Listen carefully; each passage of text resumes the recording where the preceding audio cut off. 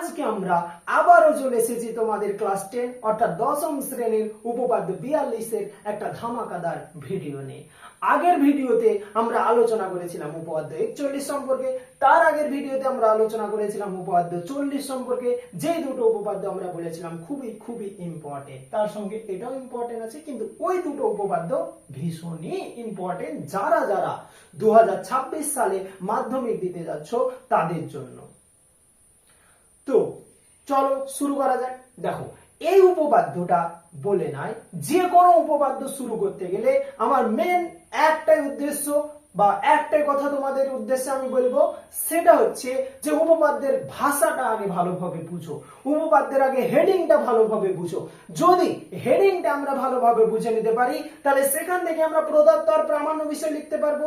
দেখো আমাদের কি বলছে, যদি দুটি বৃত্ত পরস্পরকে স্পর্শ করে, অর্থাৎ দুটো বৃত্ত নেওয়া হয়েছে, তারা যদি পরস্পরকে স্পর্শ করে তাহলে স্পর্শ বিন্দুটি, এখানে স্পর্শ বিন্দুর নাম আমরা দিয়ে দিয়েছি পি, ওই স্পর্শ বিন্দুটি কেন্দ্র দুটির, অর্থাৎ এই যে কেন্দ্র দুটো আছে তাদের সংযোজক মানে যুক্ত করা হলে যে সরল রেখাংশ হবে তার উপর অবস্থিত হবে, অর্থাৎ তার উপর পি বিন্দুটা কি হবে, অবস্থিত হবে। দেখো এর জন্য প্রথমত আমাদের বুঝতে হবে যে কতদূর পর্যন্ত প্রদত্ত লিখবো আর কোথা থেকে প্রামাণ্য বিষয় বা প্রমাণ করতে হবে ওটা লিখবো। দেখো প্রথমত এই যদি থেকে স্পর্শ করে পর্যন্ত, এটা তো ওরা বলে দিচ্ছে তাই না, তাহলে একটাকেই আমরা একটু ভাষাতে এভাবে লিখতে পারি না যে প্রদত্ত, অর্থাৎ দেওয়া আছে। কি দেওয়া আছে বলতো, যদি দুটি বৃত্ত দেওয়া আছে, যদি দুটি বৃত্ত, তাহলে আমরা এই জায়গাটা লিখতে পারি যে এ কেন্দ্রীয় ও বি কেন্দ্রীয় বৃত্ত। তাহলে এ কেন্দ্রীয় ও বি কেন্দ্রীয় বৃত্ত দুটি পরস্পর, দেখো বলছে পরস্পরকে স্পর্শ করে, তাহলে এ ও বি কেন্দ্রীয় বৃত্ত দুটি পরস্পরকে পি বিন্দুতে, আমরা বিন্দুটার নাম দিয়েছি পি, তাই পি বিন্দুতে আমরা বলতেই পারি যে স্পর্শ করে। ঠিক আছে, এটা ওরা বলে দিয়েছে যে দুটো বৃত্ত আছে তারা পরস্পরকে স্পর্শ করে, আমরা এটাকে ভাষা দিয়ে অর্থাৎ নাম দিয়ে লিখলাম যে এ ও বি কেন্দ্রীয় বৃত্ত দুটি পরস্পরকে পি বিন্দুতে স্পর্শ করে। ঠিক আছে, আচ্ছা এবার যেটা আমাদের প্রমাণ করতে হবে অর্থাৎ প্রামাণ্য বিষয় আমরা লিখতে পারি বা প্রমাণ করতে হবে, যে এটা লিখতে পারি। আমাদের কি প্রমাণ করতে হবে, যে স্পর্শ বিন্দু অর্থাৎ পি হচ্ছে কেন্দ্র দুটির যে সংযোজক, মানে কেন্দ্র দুটোকে যদি যুক্ত করা হয়, এক কথায় এটা বোঝাতে চাইছে যে এরকম, এটা ধরো কেন্দ্রের একটা বিন্দু, এখানে কেন্দ্রের একটা বিন্দু, তার উপর যেটা স্পর্শ মানে সংযোজক মানে যুক্ত করা আছে এটা থাকবে।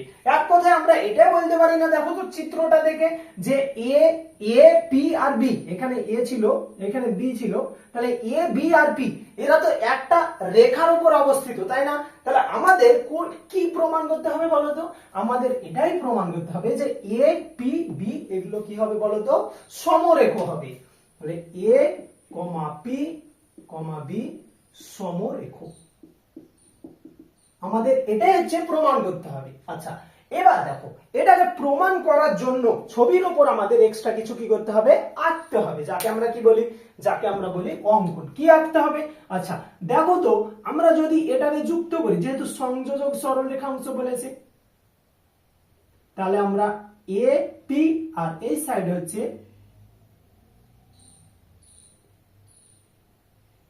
বিপি যুক্ত করলাম, এপি আর হচ্ছে বিপি আমরা কি করলাম, যুক্ত করলাম, হাতের জন্য একটু আঁকা বাঁকা হয়েছে। আচ্ছা এপি আর বিপি আমরা কি করলাম বলো তো, যুক্ত করলাম, তাহলে এটাই লিখবো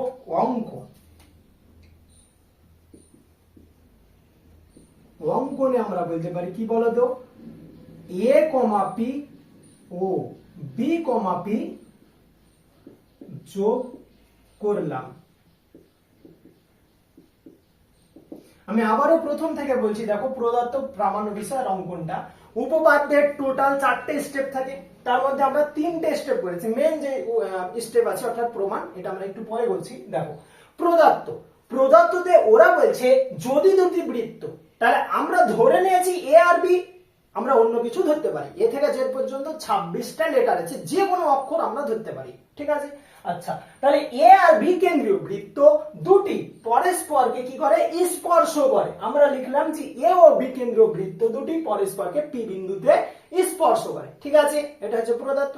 আচ্ছা, এটা আমাদের কি করতে হবে, প্রমাণ করতে হবে যে এই যে স্পর্শ বিন্দুটা আছে, এই স্পর্শ বিন্দুটা এই যে কেন্দ্র দুটো আছে তাদেরকে যদি যুক্ত করা হয় তাহলে সেই সংযোজক সরল রেখাংশের উপর অবস্থিত হবে।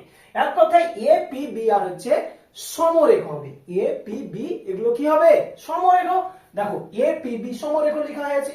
আচ্ছা, এটার জন্য অর্থাৎ এটা প্রমাণ করতে গেলে ছবির উপর আমাদের এক্সট্রা কিছু কি করতে হবে, আঁকতে হবে। তাই আমরা অঙ্কন করেছি। দেখো কি অঙ্কন করা হয়েছে, আমরা এই এ থেকে পি আর এই বি থেকে পি পর্যন্ত কি করেছি, যুক্ত করেছি। তাই এ পি আর বি কমা পি যোগ করলাম, এটা লিখেছি, ঠিক আছে।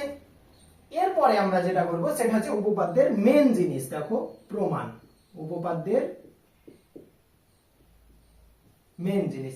আচ্ছা, প্রমাণে দেখো প্রথমেই আমরা যে কথাটা লিখেছিলাম না প্রদত্ততে, সেই কথাটা আবার লিখবো। কেন লিখবো একটু পরে বলছি। দেখো আমরা প্রথমে লিখেছিলাম যে এ কেন্দ্রীয় ও বি কেন্দ্রীয় বৃত্ত দুটি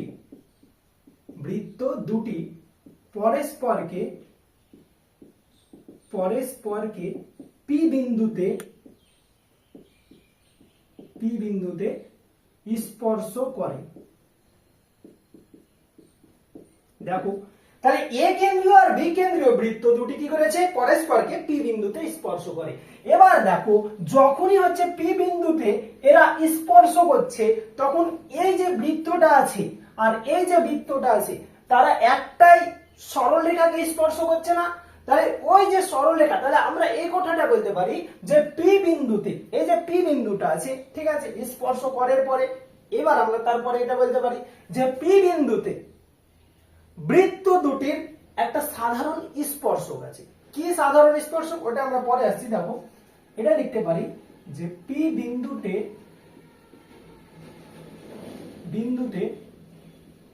বৃত্ত দুটির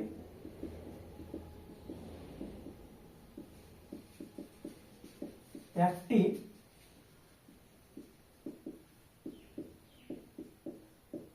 সাধারণ স্পর্শক আছে। এবার আমাদের বুঝতে হবে যে সাধারণ স্পর্শক জিনিসটা কি।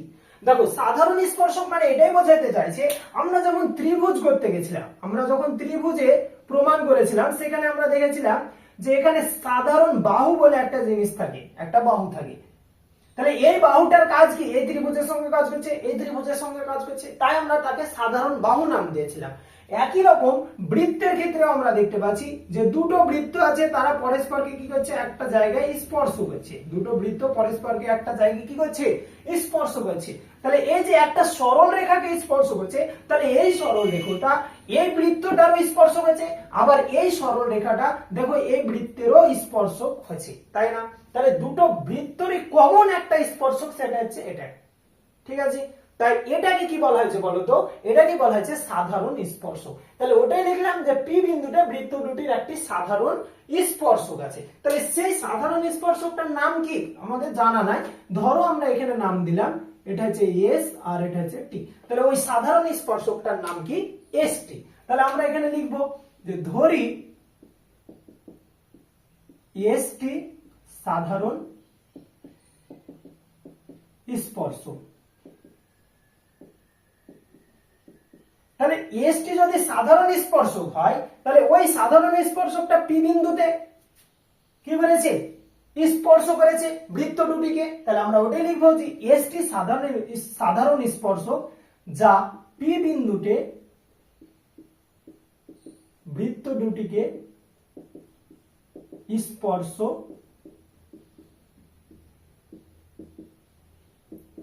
করেছে। আচ্ছা, এবার দেখো আমরা আগের যে উপপাদ্য শিখেছিলাম উপপাদ্য 41, সেখানে দুটো প্রমাণ ছিল। তার মধ্যে প্রথম যে প্রমাণটা শিখেছিলাম আমরা যে সাপোজ ধরো আমরা এই বৃত্তটাকে নিয়েছি, তাহলে এই বৃত্তটার নাম কি? একেন্দ্রীয় বৃত্ত। আচ্ছা, যেহেতু একেন্দ্রীয়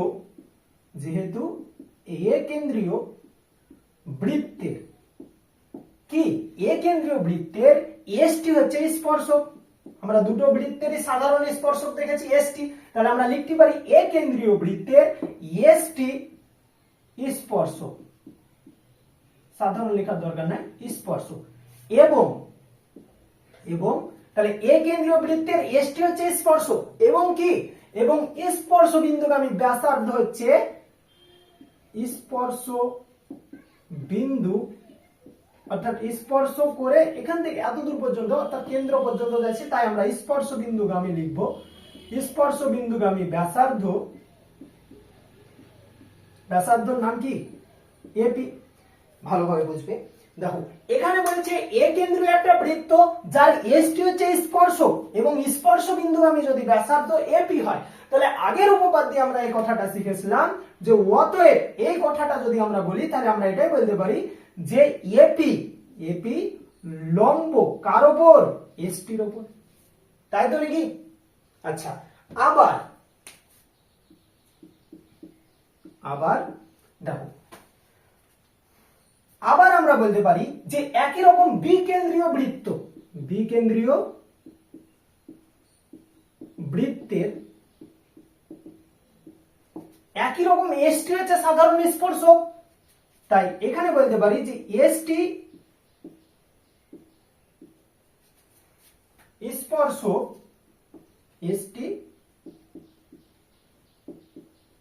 স্পর্শক, এবং বিপি বা হচ্ছে বিপি স্পর্শ বিন্দুগামী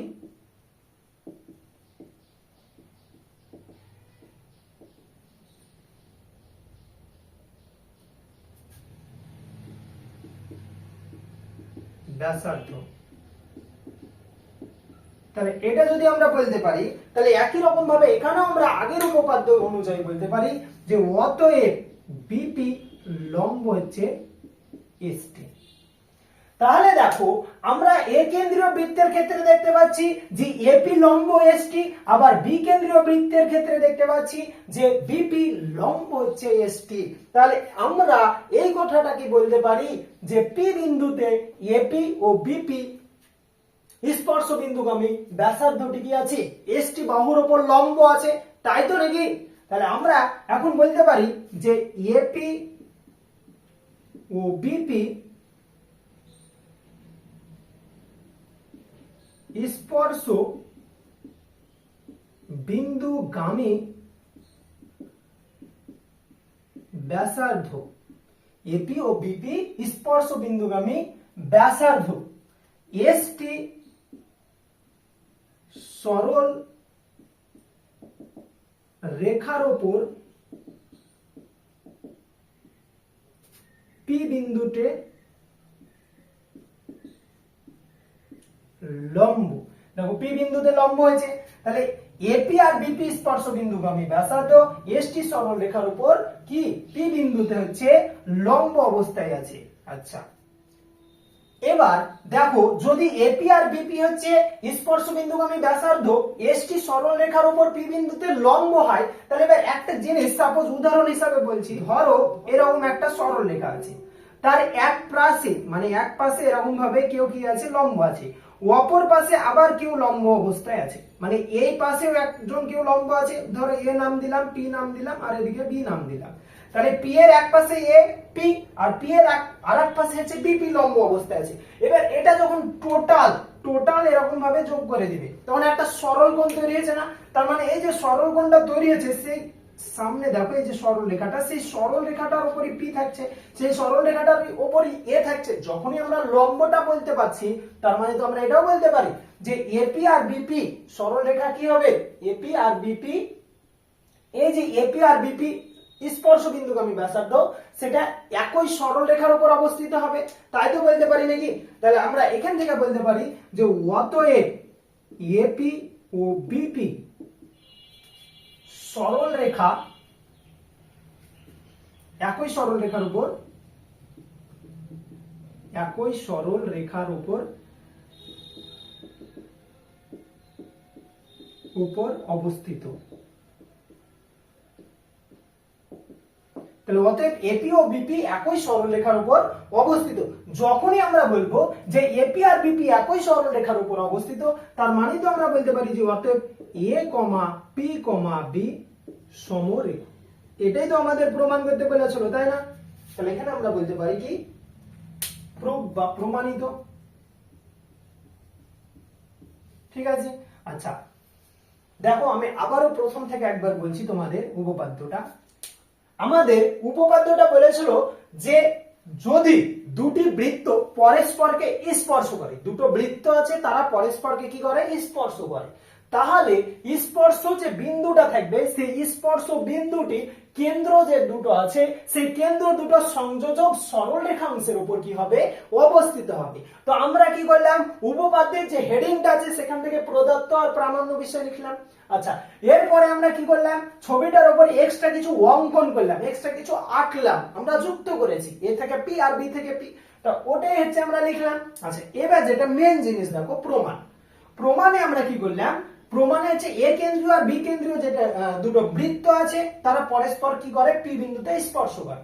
যখনই আমরা দেখছি পি বিন্দুতে স্পর্শ করে, এটা ফার্স্ট স্টেপ, যখনই আমরা দেখছি পি বিন্দুতে কি করছে, স্পর্শ করছে, এবার স্পর্শ করার পরে আমরা দেখতে পাচ্ছি যে পি বিন্দুতে আবার একটা সরল রেখা আছে, যেই সরল রেখাটা দেখো যে এ কেন্দ্রীয় বৃত্তেরও স্পর্শ করেছে আবার বি কেন্দ্রীয় বৃত্তেরও স্পর্শ করেছে। তাহলে আমরা বুঝতে পারছি যে পি বিন্দুতে একটি কি আছে বলতো, সাধারণ স্পর্শক আছে, যা বৃত্ত দুটিকে কি করছে, স্পর্শ করছে। এবার দেখো একটাই সরল রেখা যেটা ওই বৃত্তেরও কাজ করছে আবার এই বৃত্তেরও কাজ করছে, তাই আমরা তার নাম দিলাম কি, সাধারণ স্পর্শক।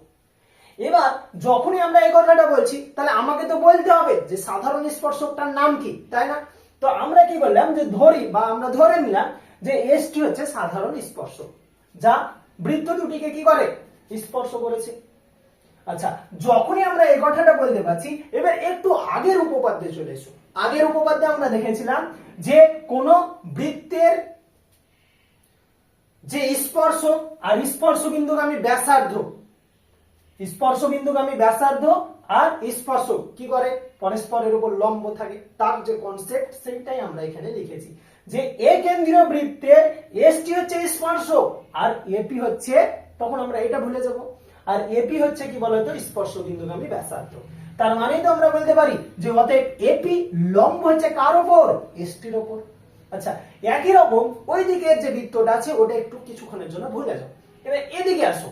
দেখো একই রকম বি কেন্দ্রীয় বৃত্তের ক্ষেত্রে আমরা একই জিনিস দেখতে পাচ্ছি যে এসটি এটা হচ্ছে স্পর্শ এবং বিপি এটা হচ্ছে কি বলতো, স্পর্শ বিন্দুগামী ব্যাসার্ধ।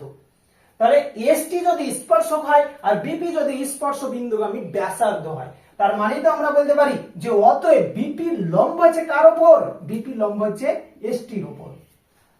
ঠিক আছে, আচ্ছা এবার দেখো এই এসটি কমন, এখানেও এসটি কমন, এসটির উপর এপিও লম্ব আবার এসটির উপর বিপিও লম্ব, এসটির উপর এপিও লম্ব আবার এসটির উপর বিপিও লম্ব। মানে ব্যাপারটা এরকম বোঝাতে চাইছে, যদি এটা এসটি হয় সে এসটির উপর এখানে ধরো এ ধরলাম, এখানে ধরো বি ধরলাম আর এখানে ধরো পি ধরলাম।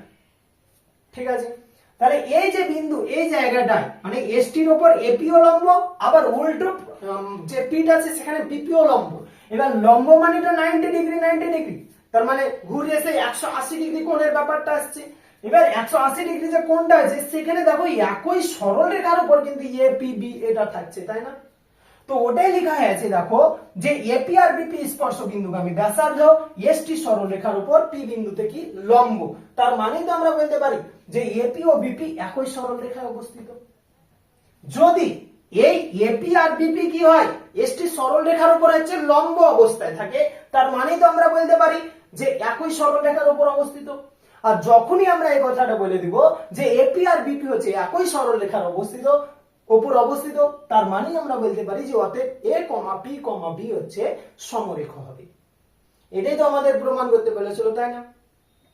ঠিক আছে, তো তোমাদের টোটাল হচ্ছে যে এই যে চ্যাপ্টারটা আছে অর্থাৎ স্পর্শক সংক্রান্ত উপপাদ্য, এই স্পর্শক সংক্রান্ত উপপাদ্যের উপর তিনটে উপপাদ্য ছিল, উপপাদ্য 40, 41 আর হচ্ছে 42, এই তিনটে ভিডিও কমপ্লিট হলো।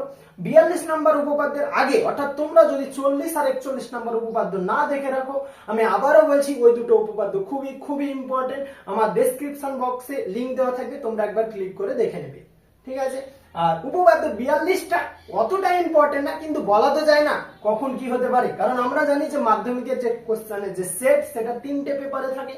ফার্স্ট পেপার যদি ফার্স্ট হয়ে যায় বাই চান্স, তাহলে সেকেন্ড পেপারে পরীক্ষা দিতে হয়, সেকেন্ড পেপার যদি হয় তাহলে থার্ড পেপার। আবার আমরা এটাও জানি যে ফার্স্ট পেপারটা কি হয় বলো তো, ফার্স্ট পেপারটা হচ্ছে খুবই ইজি করা হয়, খুবই ইজি হয় প্রশ্নটা। কেন ইজি করা হয়? কারণ সব ধরনের স্টুডেন্ট সেখানে পরীক্ষা দেয়, সব ধরনের স্টুডেন্টের কথা ভাবা হয়, কিন্তু বাই চান্স যদি ফার্স্ট হয়ে যায় তাহলে সেকেন্ড পেপার। এবার সেকেন্ড পেপারটা দেখো, ওটা হচ্ছে বোর্ড থেকে নিয়ম করা আছে যে সেকেন্ড পেপারটা ফার্স্ট পেপারের তুলনায় কি হবে, কঠিন হবে, ঠিক আছে। আচ্ছা, এবার সেকেন্ড পেপারে যদি বাই চান্স ফার্স্ট হয়ে যায় তাহলে কি হয়, হয় খুবই ইজি হয় থার্ড পেপারটা, আর নাহলে খুবই কঠিন হয়। এবার দেখো, হয়তো আমরা কমনই করছি যে উপপাদ্যটা আসতে পারে বা এই উপপাদ্যটা আসতে পারে না, প্রতি বছর আসে না, কিন্তু হয়তো সেকেন্ড পেপারে এই উপপাদ্যটা চলে এসেছিল, আর সেকেন্ড পেপারে হয়তো আমাদের পরীক্ষা দিতে হয়েছে। এবার আরেকটাও জিনিস বলি যে শুধু পরীক্ষা বা মাধ্যমিকের জন্যই তো আমাদের উপপাদ্য করা না, উপপাদ্যটা হচ্ছে কিছু শিখতে হবে, কারণ এই কনসেপ্টটা যে শুধু উপপাদ্যের কনসেপ্ট তা তো না, এখান থেকে আমরা আরো অনেক কিছু 1 মার্কের হোক 2 মার্কের হোক সেই কনসেপ্ট গুলো ক্লিয়ার হবে আমাদের, ঠিক আছে। তো আজকে এই পর্যন্ত, দেখা হচ্ছে তোমাদের সঙ্গে নেক্সট যে ভিডিও, সেই নেক্সট ভিডিওতে এই উপপাদ্যের যে চ্যাপ্টারটা আছে স্পর্শক সংক্রান্ত উপপাদ্য, এই চ্যাপ্টারে যত হচ্ছে প্রয়োগ আছে সমস্ত প্রয়োগ আমি উদাহরণে যত প্রয়োগ আছে সমস্ত প্রয়োগ করাবো, ঠিক আছে। ততক্ষণের জন্য গুড বাই, টাটা।